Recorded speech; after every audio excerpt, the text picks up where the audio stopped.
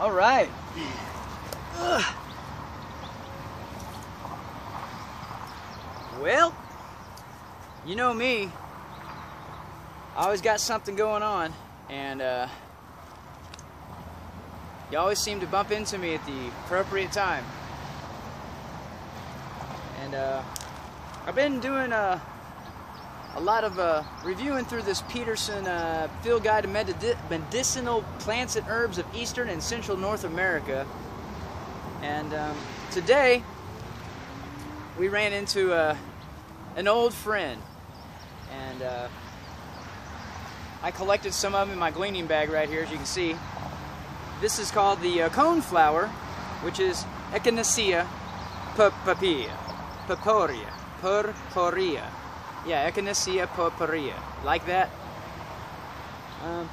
Well, they were fluffy earlier, but you might know these as the purple coneflower.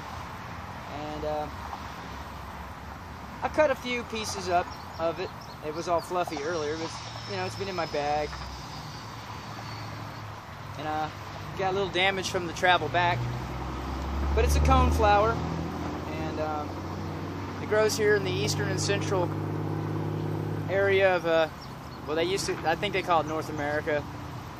I just call it God's Garden. I'm here in the Mississippi Valley, Ozarks area, Missouri, and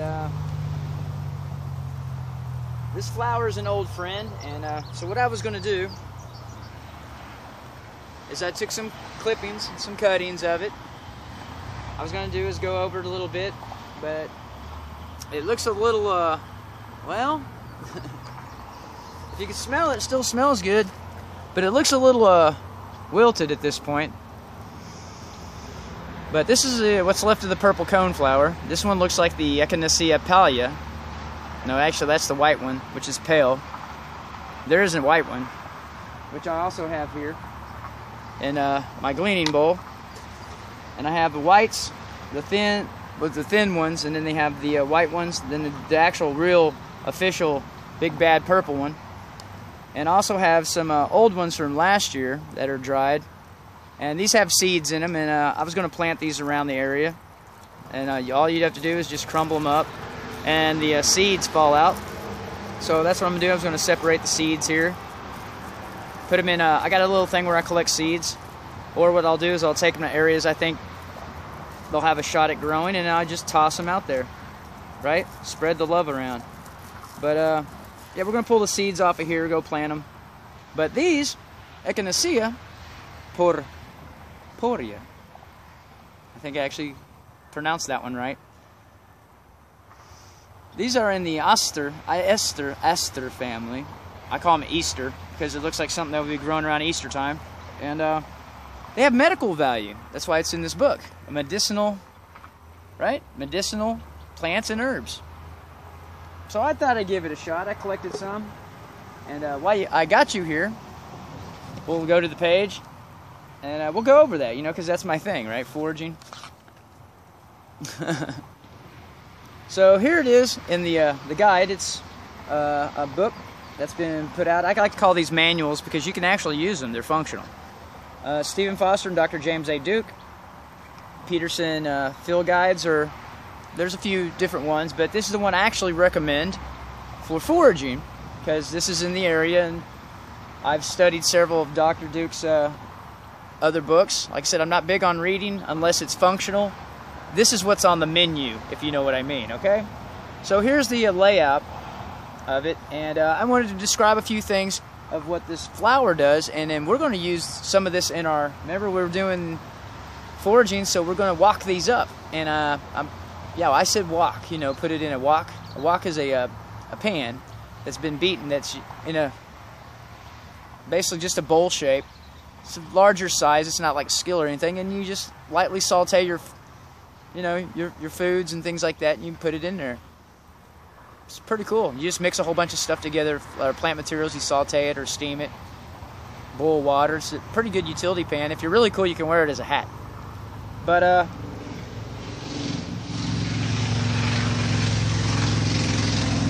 yeah, there we go with that again. But as you can tell, right here on the page 266 and 267, we have the coneflowers, the purple ones, and I wanted to read to you something. This is why I do this, okay? Because these are edible, and it says right here where it's found. It's a perennial plant. That means it only grows during, you know, it's seasonal.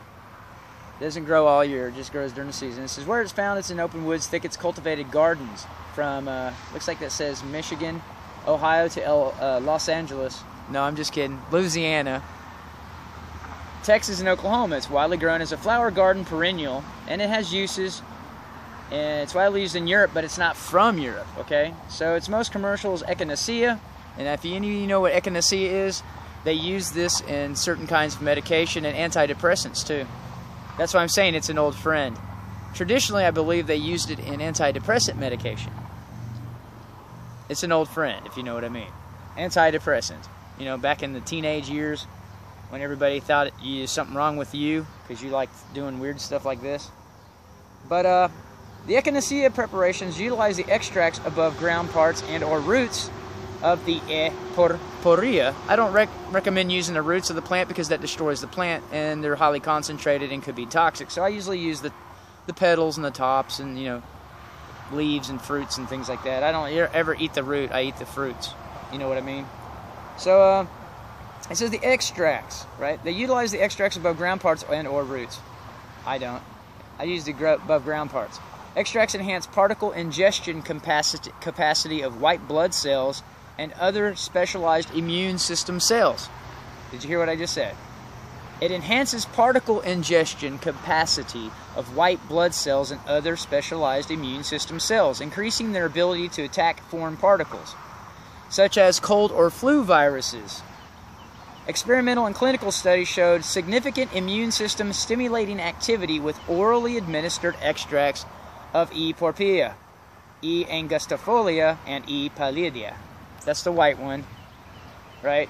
And the angustifolia is that little wimpy one right there that's got the weirder, you know, it's kind of like the hybrid is what it looks like. That's the white one, and that's the purple one, okay? We just went over that. And as you can tell, I know they're a little wilted. They didn't look like that earlier today.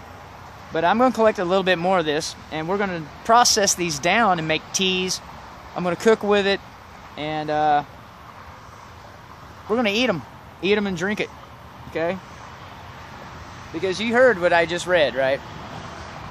So we found some, and it takes a while for this to build up. You know, you have to drink it, eat it, consume it for several days straight in order for your body to build up a tolerance or let you know if something's going on. I did this with lavender, and about 4 weeks, I ate lavender and drank it every day, at least once or twice a day, chewing on a leaf or something. I was able to have access to the plant for several weeks because it's kind of like an evergreen. And so I felt better because it does the same thing this is talking about. Let's see, where was I at? Okay, so it's significant immune system stimulating activity with orally administered extracts of E. purpurea. Well, that's what we have here. Several clinical studies have revealed that E. purpurea reduces severity and duration of cold and flu symptoms, while other clinical studies have shown little or no benefits, but it depends on the preparation, the plant strand, and, well, the person taking it. So, to me, I always feel better if you use it for several days. You got to build up a tolerance, okay? You have to build up your, you know, you have to let it kick in, and you have to drink it and eat it for a while. While other clinical studies have shown little or no benefits. That's probably, like I said, different preparations do different things, okay? They affect you differently. Well, we're going to do ours naturally. We're going to use it in food, beverages, chew on the leaves, petals. I usually chew on the flower petals and stick it in my water bottle. See, I'm a tea nut. I like teas. Okay, the type of preparation may affect the outcome of clinical studies. So you have succoric acid, polysaccharides, alkylamides, yeah, and other compounds have attributed to immunostimulating activity. Tops, not roots, used in various European countries as an immunostimulant for colds and flu. So we're talking about the tops, right?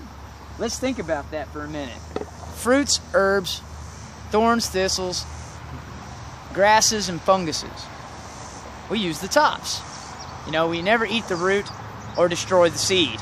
Okay, we never destroy the seed stock. We just eat the leaves, the fruits. Okay, that would be the leaves, the petals, things like that. When it's in season, not before it's ready.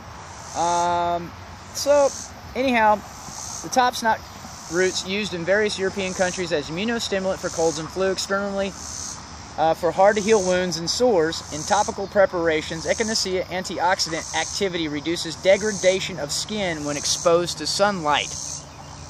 That means when you're outside getting baked, because it's hot outside, we have a high heat index, and you just read right here, it says, the antioxidant activity reduces degradation of skin when exposed to sunlight. That means it doesn't degrade. It reduces the degradation. That means it gives you ability to resist UV rays. The horrible ones like, oh God. So, purple coneflower is usually sold in dried form. Well, we're going to cover that because remember, I also like to dry plants out. And I have a real simple method that I use. I use a mason jar with no lid, and I just put a net over top of it, and I fill up my jar, and I shake it up, and I put it in the sun, and eventually it dries out, or I just make sun tea out of it, okay, and then I drink it. But it does have a warning. It says Echinacea and other immunostimulants are not used in cases of autoimmune disease or impaired immune response, including tuberculosis, multiple sclerosis, and HIV infection. Well, we don't know why that is. They just put that in there as a warning. But rare allergic reactions have been reported from Echinacea use. Of course, you have a reaction because, well, it depends. Like I said, there are unique cases, and you really have to study in what your problem. I've never had a problem with it. I feel better after I use it. But it's contraindicated in fighting HIV because it appears to increase the tumor necrosis factor. Well, yeah, it increases the...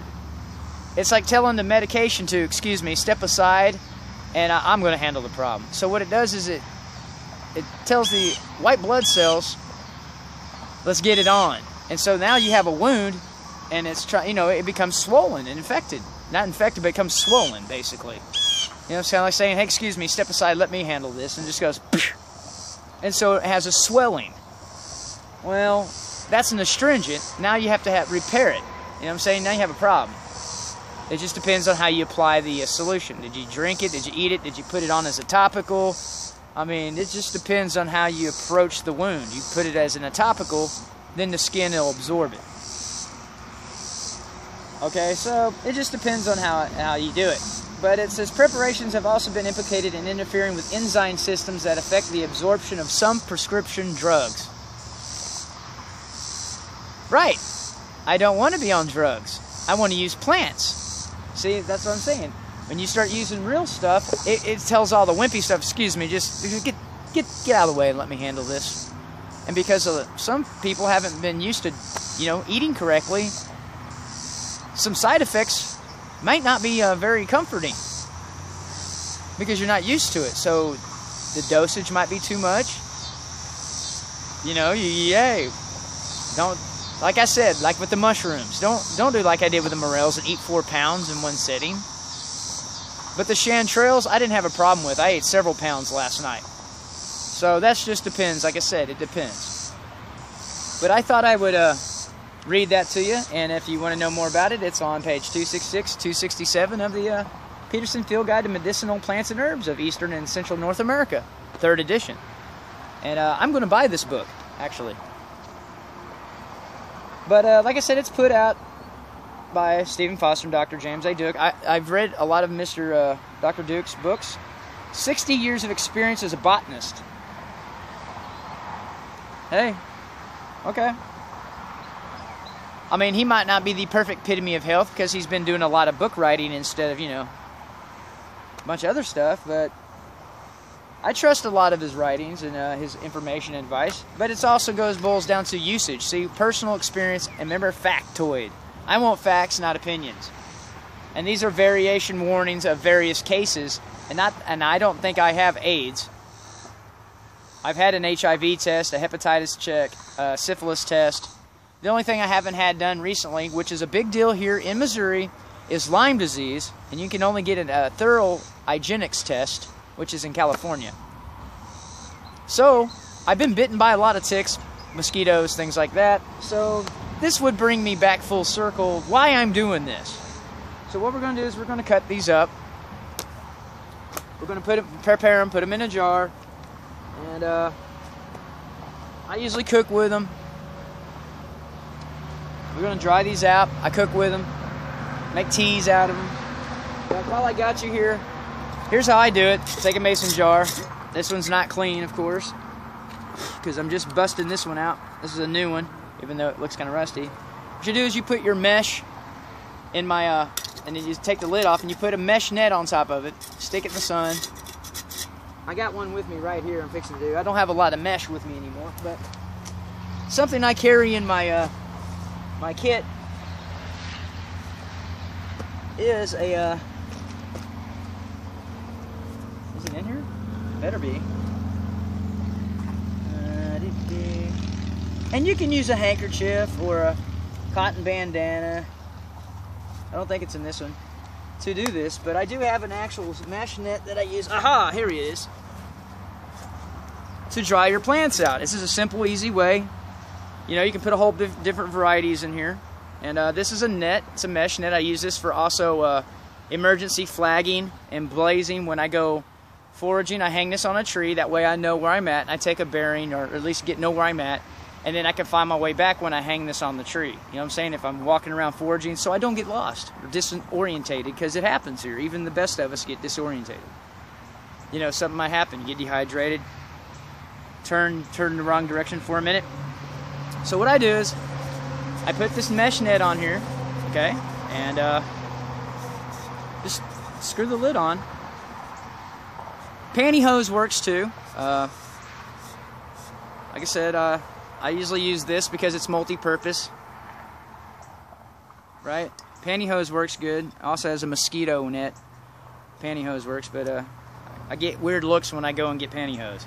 But I'd rather use this because this is also good for filtering. And so what I do is I cut up the plant materials. I put them in this jar, and I leave it in the sun. And I come by every once in a while. I shake it up, and it's aerated, so this is allowed to breathe. See where I'm going with the logic in this? And then, or if I want to, I fill this up and put it in the sun with water with all my plant materials in there, and I have a tea or just a basic steeping type of a drink that I can have, because now I have electrolytes from the plants. Because the really cool thing I noticed about these, I've been using these off and on since I was probably about 12 or 13. I learned that they put this in antidepressant medication, and I didn't want to be on medication, which I was for, I think, a year and a half. They used to use this for antidepressant medication. I think it was Prozac. Yeah, okay. But so what we're going to do is we're going to cut these up or dry them out and grind it up. You can do that too. You can dry this out and grind it up. But what I usually do is I do various things with it. I take the petals of the leaves off of it. I chew on it. But I noticed that it smelled remotely on the back, on the bottom side of it, feels just like a sunflower. And when you cut it open, it has this sugar, this sappy stuff inside. And I'll go ahead and bust one open real quick for you. Okay, if you notice, this is the base of the bulb. Alright, if you notice, you look at that, if you smell it, it smells just like a sunflower. So it has sugars and sap. And if you've ever seen a full-grown sunflower, you'll see the sugar and the honey or whatever, the syrup coming down the side of it. And you notice that it's very flexible. Remember, it bends but it doesn't break. And yeah, I mean, it's perennial. It'll eventually die off, but that was the thing. See, look, it's very, you know, yeah, it'll snap, but it's very bendable. It's got a lot of fibers in it. Smells piney almost, but it's got sugars and stuff in it, and it's got an astringency to it, which is what we were talking about. Remember, you want astringency, you want plants that bend but do not break. Remember, you don't want to break, like a willow, okay? You know, like very flexible fluid. Things that don't break, you know, bends but does not break, goes with the flow, that kind of attitude. So what we're going to do is, we're going to process some of this down, and like I said, we can make a tea out of this. Or we can dry all this stuff out and put it in a soup stock. I've seen people boil this, or lightly, you know, like potpourri in their house. They pour the water on rocks for steam baths and things like that. Especially my family came from Europe, Northern Europe area. They would actually make steam baths. They used to traditionally use canoes, small ships, and live in huts, mound houses. You know, very traditional, earthy type stuff. And this was a part of the culture. And some of that's been lost, but I'm trying to, you know, dig back into some of that. And I thought this was a very multi-purpose way to do it. And this is something you got in your kit. I recommend having one of these. Okay. This is basically what is called a flagging material. You can get it, I believe, at a plumbing store, lumber yard. I think I got this one from a plumbing place, and they hang it on the back. But I thought it was cool because it has a net on there, and it's, like I said, it's multi-purpose. You can use it for several things. Screen, mesh. But this is predominantly what I use it for, is flagging material and food preparation and straining water. You know, if you got dirties and stuff in it. But so that's what we're going to do. We're going to process this down and dry this stuff out. I'm going to throw some of it in my wok when we do the chanterelles, and I got some other plants I got to collect. So when we have our little feast with the chanterelles, they're drying over there in that big net mesh bag. That's usually what I do in case a lot of the funguses and stuff that I do eat. I've noticed if I dry them out for a couple days in the sun and then I eat them, because I haven't, you know, never eaten them before, I notice I don't have such a adverse, you know, toxic shock or something, because I'm prone to eating a lot of them. And that's something I need to work on. I kind of overdo it, but at least you know how much. Say I'm 5'5", 145. At least you know how much I can eat, and then you can eat. If I'm eating that much until I get sick, I'm like, okay, well, don't eat more than a quarter pound of morels the first time. Or I actually ate, what was it, 3 pounds, 4 pounds of morels? Whoops. They sure were good, but that food allergy wasn't. I felt sick for a couple hours because, well, I ate too many. I think there was one in there that was a different strand that I shouldn't have done, but I did it anyway just to see what it would. I ate one I wasn't supposed to just to see what it would do to me, and now I can tell you, don't do it. But as you can see here, that's what we got. I collected a small amount, and that's what I'm going to do. We're going to cut it up, dry it out. I'm going to make some tea out of it. And but I thought I'd go over that with you as far as foraging for flowers and things like that. This is a very good reference guide, manual. I would take this with me, and that mushroom guide. And I'm still looking for the perfect little, you know, once you learn all the stuff, you don't need a manual. Basically, it just boils down to a pamphlet about that big of, you know, just notes. You don't even need that. A lot of times you just kind of have to use your intuition. If you've been doing it for a while, then you don't have to worry about it. But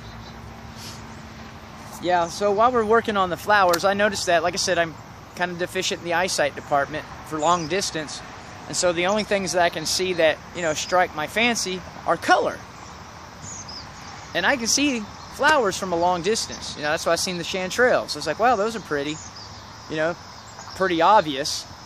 And so I identify that stuff. And usually, I haven't been misled yet by my intuition. And I look this stuff up, of course. You know, some of the plants I'm used to, but you know, it never hurts to, you know, learn some new stuff and some other perspectives and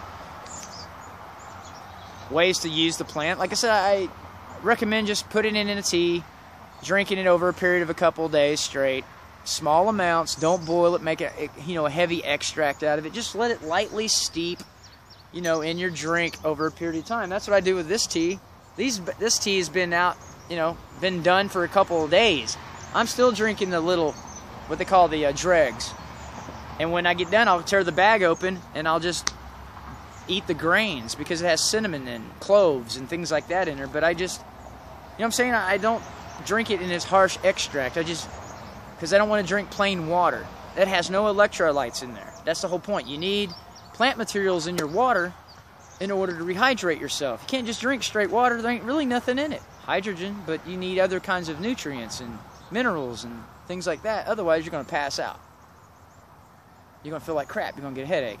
I see people in town do it all the time. They get out there, they drink too much coffee, they don't eat right, they sweat real bad, and they have real bad headaches, and they just pass out. And every time I've made them some of these little drinks and teas, it fixed their wagon right up. They didn't have to go buy Gatorade or any of that other junk. It's junk. But anyhow, I thought I'd go over that while I got you here, so we can continue on with our foraging. And flowers have helped me out a lot. And you just got to remember, the easiest way is to just kind of slowly introduce yourself to it. And what I do, like I said, I just steep it in the tea. I throw a couple, cut some of the plants up and saute them, dry them out. That kind of takes the potency away a little bit, but don't do it so long to the point where it loses its vitality too. Remember, get that window of vitality. I mean, after a couple of days, it gets dried out. Some plants aren't good anymore, even hours off the vine. So just remember that. Well, I got some other things to do, and I enjoyed hanging out with you guys as usual. Gals, boys and girls. And I hope you learned something. Use that wisely. Don't abuse any of this stuff that I'm telling you. I mean, if you can't really anyway, it's a plant. But I don't recommend drinking heavy extracts. Like I said, just use it in its natural form as a food or a beverage or in a topical ointment, hygiene product. But don't go crazy. Anyhow, I'll see you guys later. Email me, leave a comment, subscribe. Use some of the info to help a loved one that might be suffering from diseases or overcoming, maybe alcohol addiction or something like that. And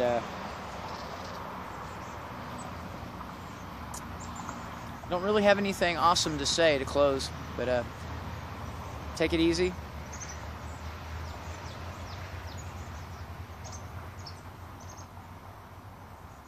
Right?